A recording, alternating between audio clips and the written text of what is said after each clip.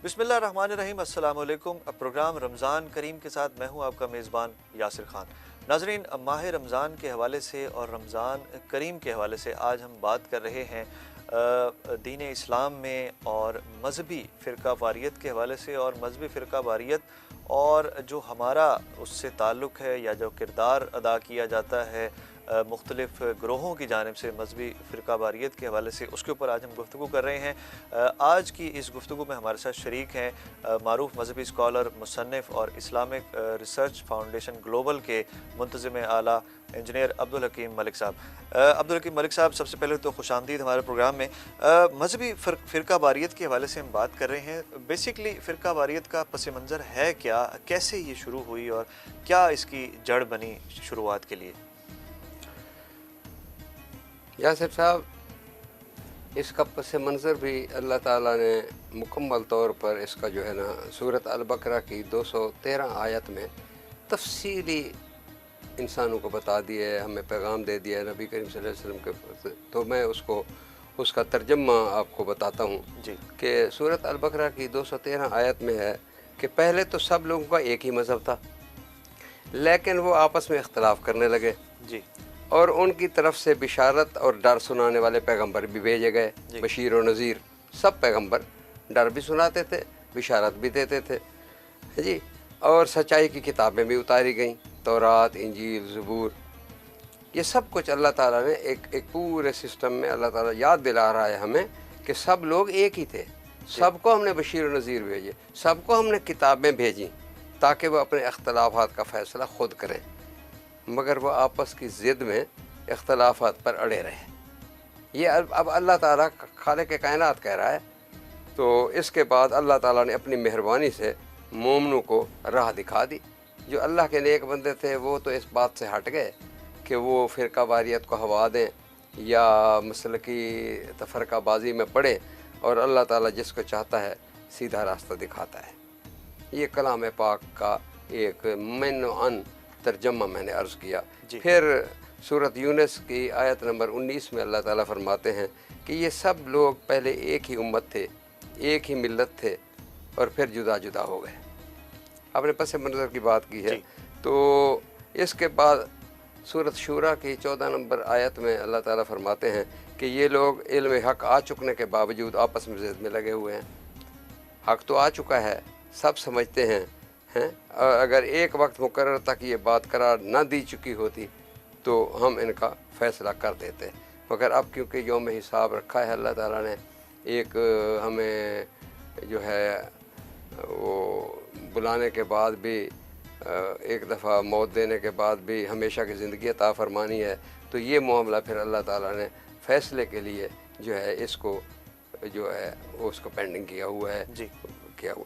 तो ये ऐसा है कि दीन में फ़िरका बंदी वालों को अल्लाह ताला सूरत नंबर की 80 और 81 आयत में गूंगों, बहरों और अंधों के साथ मिसाल देता है कि ये एक तो सही तौर पर बोल नहीं रहे, ये सुन नहीं रहे और ये देख नहीं रहे। और फिर अल्लाह ताला फरमाता है सूरत नाल की 80 और 81 में कि तुम मुर्दों को बात सुना नहीं सकते, बहरों को आवाज़ दे नहीं सकते, अंधों को गुमराही से निकाल नहीं सकते। ये हमारी आयतों पर ईमान कैसे लाएं? अगर लाते तो ये फरमाबरदार हो जाते। जी। तो इसके एक मॉडर्न में बरसर तज़किरा कहूँ कि आजकल मॉडर्न भी यही कहते हैं कि if your religion requires to hate someone, if your religion requires to hate someone, you need a new religion. जी। आपको अपना नज़रिया तब्दील करना चाहिए, क्योंकि कोई मज़हब जो है ना, रिलीजन, वो आपको नफ़रत नहीं सिखाएगा। जी। ठीक है जी। तो इस तरीके से ये सिर्फ हम मुसलमानों में नहीं है, ऐसे हम पर ये इस्लाम फोबिया का ये लेबल लगाया हुआ है। अल्लाह ताला सूरत अल-बकरा में वाज़ेह कहता है ये दीन में फ़िरका बंदी और अख्तलाफात का फ़ैसला रोज़े क़यामत में ख़ुद करूँगा। जी। यहूदी कहते हैं ईसाई रास्ते पर नहीं है, ईसाई कहते हैं यहूद रास्ते पर नहीं है, हालांकि वो किताब इलाही भी पढ़ते हैं। ये लफ्ज़ी तर्जमा है सूरत अल-हज की आयत नंबर 17 का जो मैंने अर्ज़ की है जी। कि वो कहते हैं वो रास्ते पर नहीं है, वो कहते हैं ये इसका मकसद ये पुराना प्रव्यू है, ये कोई हमने इसके हम मूजद नहीं हैं इस फसाद के। ٹھیک ہے جی. مگر اللہ تعالیٰ فرماتے ہیں جو لوگ مومن ہیں وہ یہودی ہوں یا ستارہ پرست، عیسائی ہوں یا مجوسی، مشرک ہوں، ان سب کو قیامت کے روز فیصلہ کر دیا جائے گا. جی ہے جی. اور پھر اس پر جو ہے نا قیامت کے دن اللہ تعالیٰ فرماتے ہیں کہ جماعت بندی کا ان کو جواب دینا پڑے گا. سورۃ النحل کی آیت نمبر 8 میں ہے.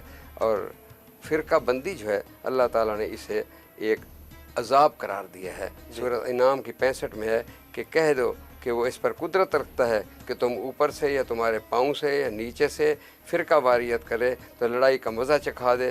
ہم آیتوں کو کھول کھول کر بیان کر دیتے ہیں. جی ٹھیک ہے جی. اور پھر بڑی تفصیل سے ذکر آیا ہے گمراہ عقائد کا جو ہے گروہوں کا حشر قیامت کے دن کیا ہوگا. اللہ تعالیٰ فرمائے گا کہ جنات سے کہ ان کو کیا کیا ان کو کیسے ہم نے ڈیل کرنا ہے. تو اس طریقے سے یعنی اس کا جو پس منظر ہے وہ بہت پرانا ہے. جی اچھا، اسی کے ساتھ اگر بات کی جائے دین اسلام میں فرقہ واریت کی مذمت کی گئی ہے، اور قرآن میں اس کے بارے میں کیا کہا جاتا ہے، اور آپسی جو اختلافات ہیں ان کے حوالے سے قرآن میں کیا تعلیمات دی گئی ہیں ان کو ختم کرنے کے لیے؟ یاسر صاحب بہت خوبصورت سوال ہے. اس کے لیے اگر ہم قرآن کریم کا بغور مطالعہ کریں تو اس میں بہت خوبصورتی سے انہوں نے بیان کیا ہے. اللہ تعالیٰ فرماتا ہے کہ یہ مذہب جو ہے، یہ دین اسلام جو ہے، یہ آپ اس کی ایک ایسی مثال ہے جیسے ایک تربوز کی یا خربوزے کی. تو اس میں سے ایک کاش نکالی ایک آدمی، اور وہ اوپر والی چھت پر چڑھ گیا اور اس نے پکارنا شروع کر دیا، لوگو I have the best one.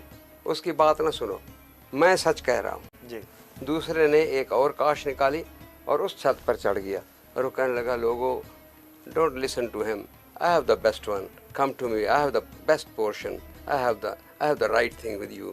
اور اسی طرح دین کے یہ فرقے یہ کاشیں نکالتے ہر آدمی اپنے اپنے عقائد پر خوش ہو رہا ہے. اور اللہ تعالیٰ کہتا ہے کہ تمہارا یہ فیصلہ میں خود کروں گا. اور اللہ تعالیٰ فرماتا ہے سورۃ ہود کی 118 میں کہ انہوں نے دین میں اپنے فرقے بنا لیے ہیں، اس کو ٹکڑے ٹکڑے کر دیا ہے، اور یہ ہر آدمی اپنے ہی فرقے پر خوش ہو رہا ہے. تو کیا خوبصورت مثال ہے قرآن کریم میں ہمیں ملتی ہے کہ ہمیں اور پھر ہمیں روکا گیا ہے کہ اے لوگوں یہ اللہ کا عذاب ہے، اس سے بچو، اس پر نہ چلو. اور یہ روشن دلیل آنے کے باوجود فرقہ واریت سے اللہ تعالیٰ سختی سے روکتا ہے. اور یہ دہشت گرد جو ہے یہ اس کا مذہبی فرقہ واریت کا یہ بہت پرانے قصے قرآن کریم میں ملتے ہیں. نصارہ کا قصہ ملتا ہے سورۃ کہف میں. دیکھیں کہ انہوں نے اتنا تشدد کیا، دہشت گردی کی اپنے مسلک کو منوانے کے لیے کہ اصحاب کہف کو غاروں میں پناہ لینی پڑی.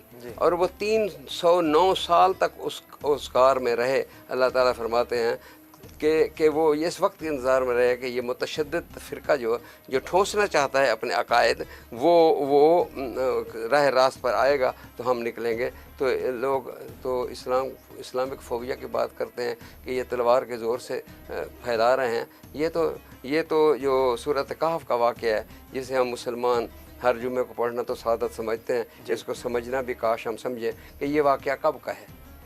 یہ دہشت گردی کی کہ سب سے بری مثال ہے نصارہ کی، جو اس وقت انہوں نے لاگو کی، جس کے لیے کہ مومنین کو غاروں میں 309 سال تک چھپنا پڑا. اسی طرح اصحاب خندق کا واقعہ ہے، اصحاب الاخدود کا، وہ یہود کی مثال ہے کہ انہوں نے جتنے بھی کتنے جو علماء تھے ان کے اس وقت کے، وہ انہوں نے زندہ اس میں خندق میں ڈال دیے اور ان کو زندہ درگور کر دیا.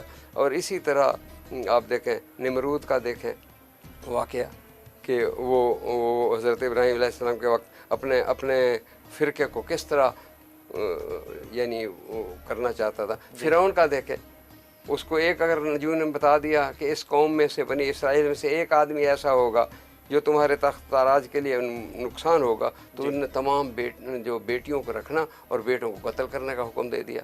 مگر اللہ کی تدبیر کے سامنے کون ہے؟ وہی موسیٰ علیہ السلام کو اللہ تعالیٰ نے اس کی والدہ کو بشارت دی کہ اس کو وہ چیسٹ میں آپ نائل میں بھیج دیں، اور وہ ڈاؤن سٹریم چلتی گئی. اس کی بہن اس کا پیچھا کر رہی ہے اور پھر وہی محلات جو فرعون ہیں انہیں کے فیملی نے رکھا، کیونکہ اللہ تعالیٰ اس کو مقابلے کے لیے تیار کرنے میں اس ماحول میں پیدا کرنا چاہتا تھا کہ وہ فرعون کے محل میں پیدا ہو کر ان اسرائیلی تشدد کی اور واقعات کی اچھی طرح جان بوجھ رکھے تاکہ وہ مقابلہ کر سکے۔ تو اللہ تعالیٰ کا نظام ہے، اللہ تعالیٰ جانتا ہے، اللہ تعالیٰ اس پر ہمیں قرآن کریم بہر طور اس تفصیل سے فرقہ واریت کے چنگل سے انسان کو بچانا چاہتا ہے تاکہ وہ اپنی آخرت محمود فرما لے، مگر ہم اور وہ یہ بھی فرماتا ہے کہ یہ سمجھنے کے نہیں ہیں، یہ بہت پرانا معاملہ ہے، یہ چلتے رہیں گے اور اللہ تعالیٰ ان میں قیامت کے روز فیصلہ کرے گا۔ اچھا، لاسٹ کویشچن، اتحاد بین المسلمین اس حوالے سے کیا کردار ادا کیا جا سکتا ہے اتحاد بین المسلمین کر کے، اور آپس کے اختلافات کو آج کل کے دور میں کیسے ختم کیا جا سکتا ہے؟ مختصراً اس کا جواب دیجیے۔ اتحاد بین المسلمین کو تو ماڈرن اس میں بہت زیادہ استعمال کیا گیا ہے۔ یہ اسلام جو ہے مسلمانوں کو باہم اخوت اور محبت کا سبق دیتا ہے۔ سورۃ الحجرات میں آیت قرآن کریم میں 10 نمبر ہے کہ مومن آپس میں بھائی بھائی ہیں، کل اخواتن ہیں، اور یہ اپنے بھائیوں کو میں صلح کرا دیا کرو، اللہ سے ڈرتے رہو تاکہ تم پر رحمت کی جائے۔ اور اسی طرح آل عمران کی سورۃ نمبر 103 اور الحج میں آیا ہے کہ وَاعْتَصِمُوا بِحَبْلِ اللَّهِ جَمِيعًا وَلَا تَفَرَّقُوا، اور تم اللہ کی رسی کو مضبوطی سے تھامے رکھو اور آپس میں تفرقہ نہ ڈالو۔ اور سورۃ انفال میں 46 میں آیا ہے کہ اے لوگو آپس میں جھگڑا مت کرو، اس سے تمہاری عزت اور تکریم اور اقبال جاتا رہے گا۔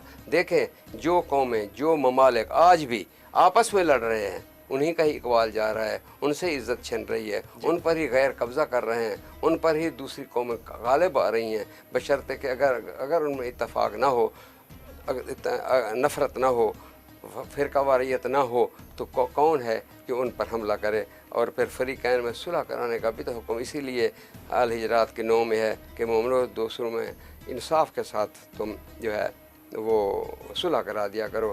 علامہ اقبال نے بھی اسی پہ کہا تھا کہ یوں تو سید بھی ہو، مرزا بھی ہو، افغان بھی ہو، تم سبھی کچھ ہو، بتاؤ کہ مسلمان بھی ہو۔ بہت شکریہ عبدالحکیم ملک صاحب۔ ہم بات کر رہے تھے آج فرقہ واریت کے حوالے سے اور فرقہ واریت کے پس منظر کے حوالے سے بات کی ہم نے۔ دینی اسلام میں اور قرآنی تعلیمات میں فرقہ واریت کے حوالے سے کیا احکامات ہیں اس کو ختم کرنے کے لیے اور آپسی اختلافات کو دور کرنے کے لیے کیا تعلیمات ہیں قرآن کریم کی روشنی میں، اس کے حوالے سے عبدالحکیم ملک صاحب سے ہم گفتگو کر رہے تھے۔ ہم کل ایک نئے پروگرام کے ساتھ، ایک نئے ٹاپک کے ساتھ، عنوان کے ساتھ آپ کی خدمت میں حاضر ہوں گے۔ تب تک کے لیے اجازت دیجیے، اللہ حافظ۔